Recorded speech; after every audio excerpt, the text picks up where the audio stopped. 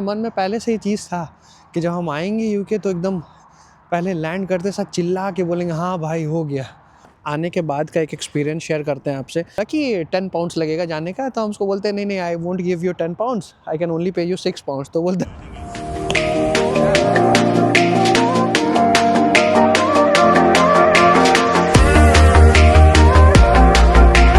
Hello from new castle, स्वागत है आपका एक और व्लॉग में। और आज के इस व्लॉग में हम सिटी को एक्सप्लोर करने जा रहे हैं। न्यू कैसल सिटी सेंटर में मेरा रहते हुए 3 महीना हो गया है, बट आज तक हम ज़्यादा कुछ देखे नहीं है। बस ऑफिस जाते हैं, खेलने जाते हैं, जिम जाते हैं और उसके अलावा कुछ भी नहीं देखे हैं। बट सिटी सेंटर यहाँ का बहुत ज़्यादा सुंदर है और आज संडे था तो सोचे हम एक्सप्लोर करने निकलते हैं सिटी। और एक दो पार्क यहाँ पे है, जैसे exhibition park, lizards park already जा चुके हैं और एग्जीबिशन पार्क सब बोलता है कि यहाँ बहुत ज़्यादा प्रिटी है। और संडे था, धूप भी अच्छा है, तो हम निकल गए आज एक्सप्लोर करने के लिए। कल ही मेरा ये नया एक्शन कैमरा आया है, तो इसका टेस्ट भी हो जाएगा कितना अच्छा है ये। वैसे हम इसको मैच व्लॉग्स के लिए बनाने के लिए लिए थे, बट इसमें भी काम आ सकता है ये।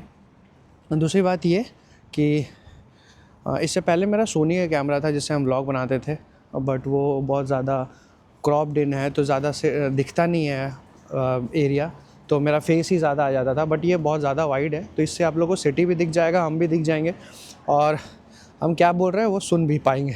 तो चलते हैं पार्क और एक्सप्लोर करते हैं कि कैसा है यहाँ का पार्क। एग्जीबिशन पार्क बहुत पॉपुलर पार्क है यहाँ पे न्यू कैसल का। एग्जीबिशन पार्क जाना हम लोग को तो मैप में लगाते हैं, और कार से तो जाना नहीं है, पैदल जाना है, पैदल वाला।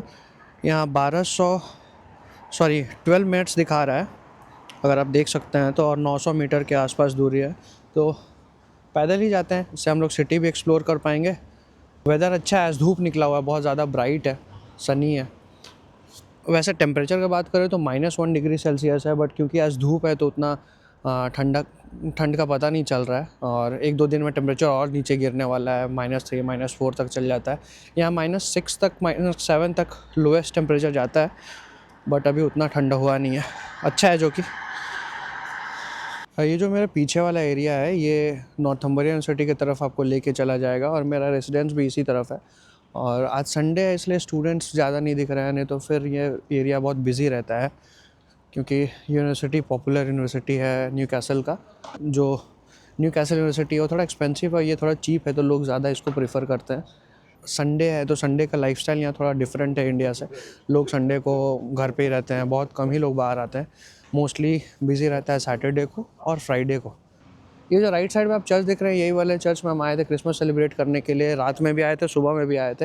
ये मेन चर्च है यहाँ न्यू कैसल का, बड़ा सा, बहुत ज़्यादा बड़ा नहीं है, बट ठीक है। दूसरे सिटीज़ में जैसे एडिनबर्ग में और लंदन में, बाकी सब सिटीज़ में, लीड्स में भी का भी जो कैथेड्रल था वो बहुत बड़ा था, बट यहाँ का ये जो कैथेड्रल है ये उतना बड़ा नहीं है।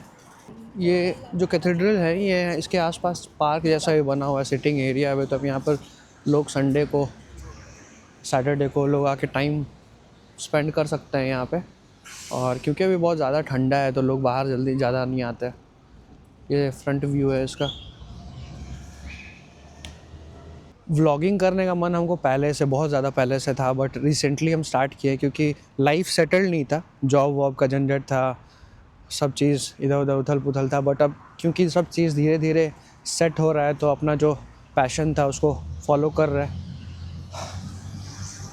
आप देख सकते हैं ठंडा से कितना सब कुछ जम चुका है। यहाँ टेम्परेचर -3 के आसपास है। ऐसे स्नोफॉल नहीं हुआ है अभी यहाँ पे। यहाँ न्यू कैसल में उतना ज़्यादा स्नोफॉल नहीं होता है। जब लीड्स में थे तो वहाँ बहुत ज़्यादा स्नोफॉल हो रहा था लास्ट ईयर, और इस ईयर भी बहुत ज़्यादा स्नोफॉल हुआ है।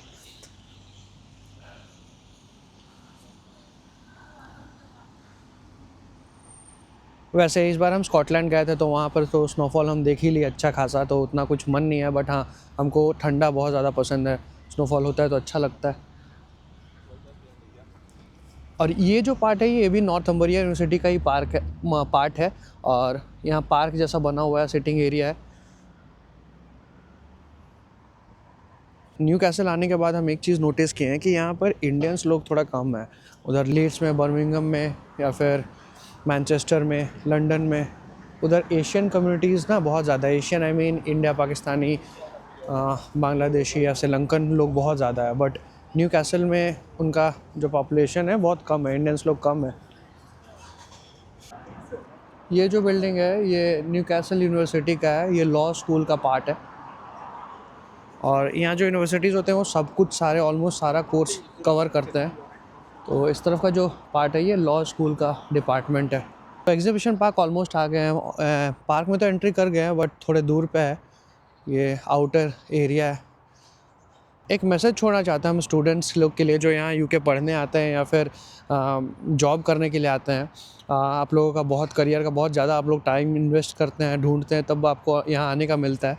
तो किसी गलत चीज़ में मत फंसिएगा। जैसे एक यहाँ यूके में अभी ग्रूमिंग गैंग्स बहुत ज़्यादा एक्टिव है और उन सब चीज़ों को लेकर गवर्नमेंट भी बहुत ज़्यादा स्ट्रिक्ट हो गया है। Grooming gangs age in under age boys से बात करना, अंडर एज गर्ल से बात करना, यहाँ बहुत ज़्यादा इस चीज़ को लेके स्ट्रिक्ट है गवर्नमेंट, और जो कि होना भी चाहिए। तो बहुत लोग एशियन लोग फंसते हैं इस चीज़ में, पाकिस्तानी लोग मोस्टली होते हैं। बोलना नहीं चाहिए बट हाँ जो है सो है, फैक्ट है, पाकिस्तानी लोग इसमें बहुत ज़्यादा फंसते हैं। तो अगर आप स्टूडेंट हैं, 25 लाख 30 लाख आप खर्च करके अपना टाइम इन्वेस्ट करके यहाँ आते हैं, तो प्लीज़ ये सब चीज़ में एटलीस्ट मत फंसिएगा।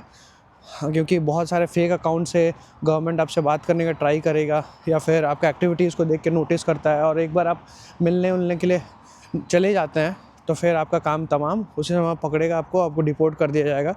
तो आपके पेरेंट्स के लिए भी ये बहुत ज़्यादा शर्मिंदगी का बात होगा, आपके लिए आपका करियर ऑलमोस्ट ख़त्म हो जाएगा। क्योंकि 30 लाख आप इन्वेस्ट करके आएंगे, उसके बाद फिर प्रॉब्लम होता है। क्योंकि अगर आप मिडिल क्लास फैमिली से हैं और आप 30 लाख एक बार इन्वेस्ट कर देते हैं तो फिर वापस से रिकवर करना बहुत मुश्किल हो जाता है। मेरे लिए तो पर्सनली है, आप लोगों के लिए हमको पता नहीं।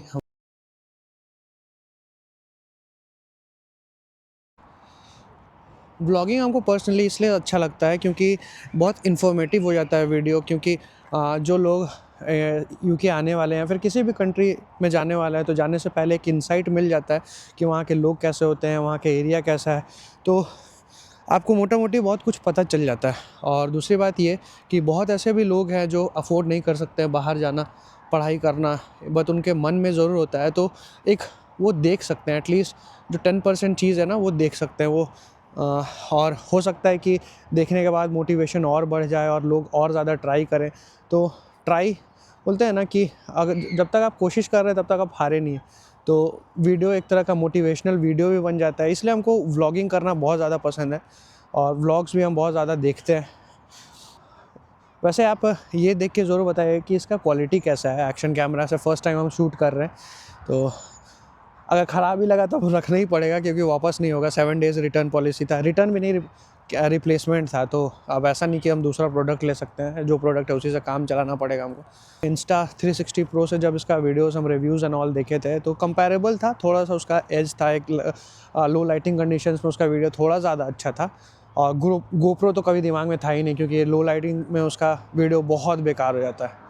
पार्क के अंदर एक छोटा सा ये बार जैसा है, रेस्टोरेंट जैसा, शायद आज खुला है या बंद है, खुला तो लग रहा है। देखते हैं, पहले पार्क एक्सप्लोर करते हैं और उसके बाद वापसी में अंदर भी घुस के देखेंगे कि क्या क्या है, कुछ खाने को है तो देखेंगे।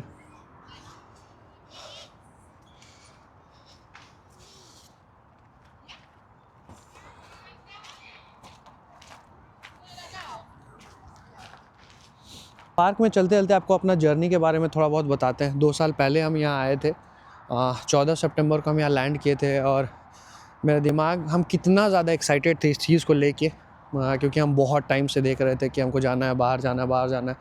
और फाइनली धीरे धीरे एक एक स्टेप करते करते 14 सितंबर को हम यहाँ लैंड किए थे। और मेरे मन में पहले से ही चीज़ था कि जब हम आएंगे यूके तो एकदम पहले लैंड करते साथ चिल्ला के बोलेंगे हाँ भाई हो गया। बट ऐसा कुछ किए नहीं हम, तो क्योंकि रात में भी पहुँचे थे हम। बर्फ़ जम के इतना प्लेन हो चुका है कि लोग यहाँ पर आइस स्केटिंग टाइप कर रहे हैं। अब पता नहीं ये तालाब है या क्या, हमको पता नहीं, बट बहुत ज़्यादा बर्फ़ जम गया है इसलिए यहाँ आइस स्केटिंग कर रहा है लड़का।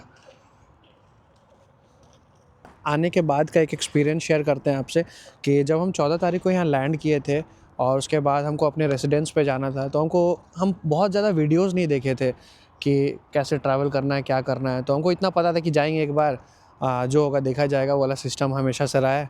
तो आने के बाद टैक्सी से हमको जाना था अपना रेसिडेंस के पास। तो ये थोड़ा बहुत ज़्यादा वियर्ड था, क्योंकि हम लोग को जब भी कोई ऑटो वाला इंडिया में बोलता है कि हाँ 400 लगेगा, 500 लगेगा, हम लोग बार्गेन करते हैं कि नहीं भाई 400 नहीं देंगे, 200 देंगे। यहाँ पे भी यहाँ वैसा सिस्टम नहीं था और हमको ये बात पता नहीं था।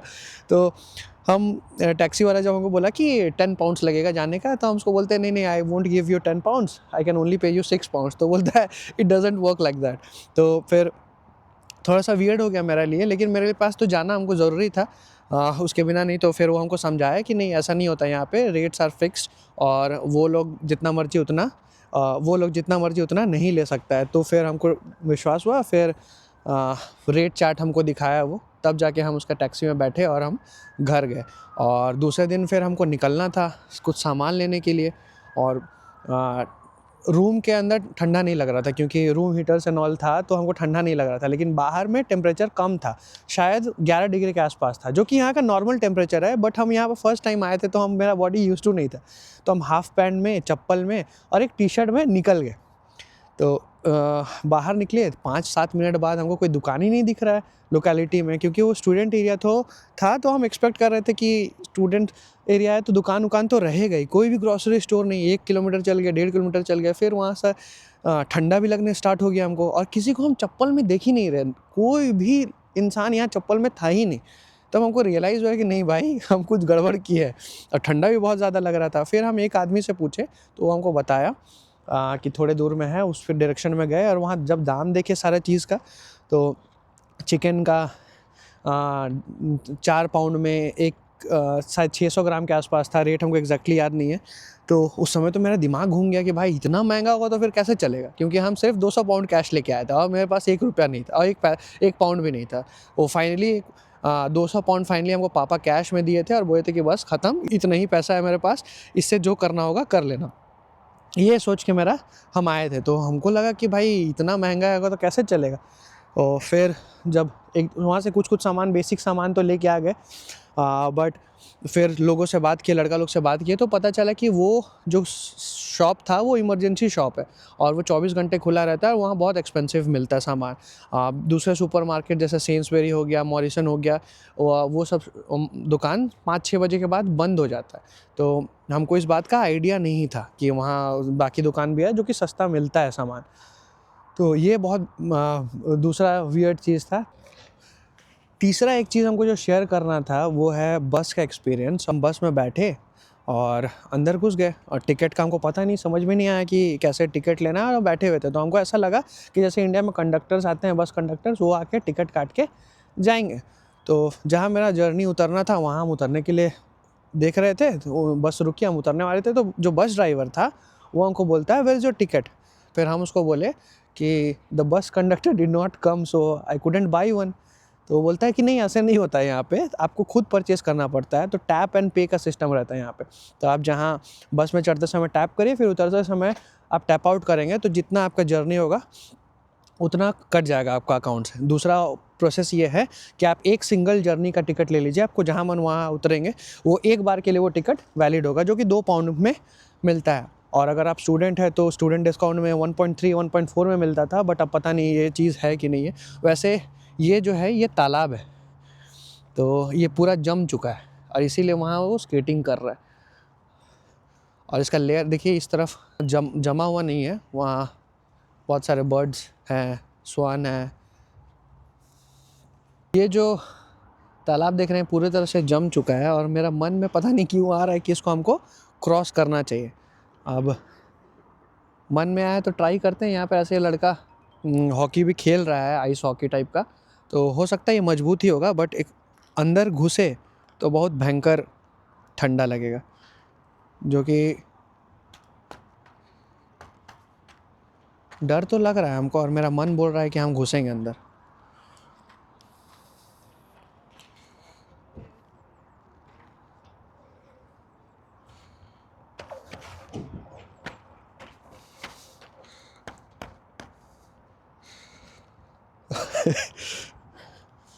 ज़्यादा दूर नहीं है, टैप कर करके चेक कर लेते हैं पहले, क्योंकि हमको पता भी नहीं है कि ये कितना गहरा है।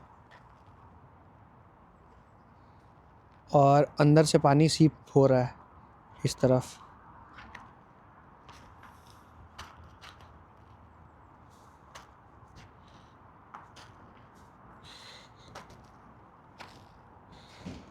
हमको डर लग रहा है बहुत ज़्यादा, क्योंकि भीगे तो बहुत भयंकर हो जाएगा, बहुत ज़्यादा ठंडा होगा ये। लेकिन धीरे धीरे जितना क्लोज जाते जाएंगे ना किनारे के, तो चांसेस है कि ये टूटेगा नहीं। सबसे बड़ा टेंशन का बात है ना कि ये गहरा कितना है, हमको ये आइडिया कुछ भी नहीं है, तो ये एक प्रॉब्लम है। बट ठीक है, मन में आया कर लिए। अब पता नहीं, ये थोड़ा ये जगह हमको सही नहीं लग रहा है।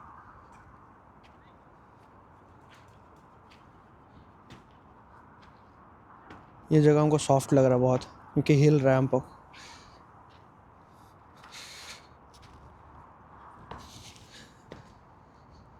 फाइनली आ गए। इस तरफ पानी भी था बहुत ज़्यादा, डर लग रहा था बहुत ज़्यादा, बट हो गया, मज़ा आ गया।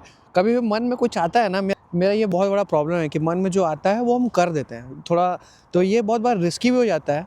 लेकिन हाँ, मज़ा आया, एक्साइटमेंट जो होता है ना, वो किक जो आता है, वो something, that is something else. तो आप लोग भी ट्राई करिए ये सब करना चाहिए। ठंडा से पूरा हाथ वाथ रेड हो गया हमारा पूरा। और कल वैसे यहाँ का टेम्परेचर शो कर रहा था कि बढ़ जाएगा टेम्परेचर, तो ये जो स्नो है ये पक्का सब पिघल ही जाएगा कल। तो स्नोफॉल होता है यहाँ पर तो और ज़्यादा मज़ा आता, बट स्नोफॉल होता नहीं है। इतना टेम्परेचर -3 -4 में तो स्नोफॉल हो जाना चाहिए, बट बारिश ही नहीं हो रहा है, इसलिए स्नोफॉल नहीं है। और लीड्स में ना यहाँ से ज़्यादा बारिश होता था, और सब वहाँ बोलते थे कि नहीं, लीड्स एक ऐसा जगह है जहाँ बारिश कम होता है। बट हम यहाँ 3 महीना से न्यू कैसल में रह रहे हैं, तो हमको एक ये चीज़ का आइडिया हुआ कि न्यू कैसल में बारिश कम होता है, जबकि ये ज़्यादा क्लोज है सी से, तो यहाँ बारिश होना चाहिए। और नॉर्थ ईस्ट में भी है, एडिनबर्ग से लगभग 2 घंटा दूरी पे, मतलब 150 माइल के आसपास। और स्कॉटलैंड में बारिश बहुत ज़्यादा होता है। यहाँ पे जो थोड़ा बहुत पानी है उसमें बर्ड्स लोग तैर रहे हैं, पता नहीं इन लोग को ठंडा लग रहा है कि नहीं लग रहा है। इस तरफ से देखिए बर्फ़ पूरा जमा हुआ है, इस तरफ के आगे पूरा स्नो है। ये पक्का यहाँ का सबका मेल होगा, अल्फ़ा मेल, जो सबको दौड़ा रहा है, भगा रहा है। तो ये था आज एग्जीबिशन पार्क का व्लॉग मेरा। उम्मीद करते हैं कि आपको अच्छा लगा होगा। ज़्यादा कुछ दिखाने को था नहीं, क्योंकि यहाँ पर अभी विंटर्स है, और विंटर्स में सारा पेड़ अपना लीव्स शेड कर देता है, तो पेड़ में कोई एक भी पत्ता नहीं है, तो ग्रीनरी उतना आप लोगों को दिख नहीं रहा होगा। बट ये बहुत अच्छा प्लेस है बैठने के लिए। जब समर्स में हम दोबारा इस प्लेस को में आएंगे तब अच्छा लगेगा, ये जगह बहुत ज़्यादा अच्छा लगेगा। थोड़ा सा किक मिल गया इसको क्रॉस करते हुए, मज़ा आ गया, एड्रेनलिन रश टाइप का था। थोड़ा रिस्की था, नहीं करना चाहिए था, बट हमेशा हम जो मन में आता है वो करते ही, चेक करना चाहिए कि हाँ भाई, अगर मान लीजिए बर्फ़ में घुस भी जाते तो तैरने तो आता ही है, बचना तो था ही। ठंडा लगता, आइस बात हो जाता, और क्या, इससे ज़्यादा कुछ नहीं होता। तो ये था आज का ब्लॉग में। अगर आपको वीडियो अच्छी लगी तो वीडियो को लाइक करिए, चैनल को सब्सक्राइब करिए, अपने दोस्तों से भी शेयर करिए जो इंडिया से बाहर निकलना चाहते हैं, इंडिया के बाहर का लाइफ एक्सपीरियंस करना चाहते हैं। और यूके से रिलेटेड आपके मन में कोई भी डाउट हो, कोई भी यूनिवर्सिटी को लेके, क्रिकेट खेलने को लेके, तो कमेंट सेक्शन में ज़रूर लिखें। हम कोशिश करेंगे कि आप लोगों का हेल्प करें। तो मिलते हैं आपसे अगले वीडियो में, तब तक के लिए जय हिंद।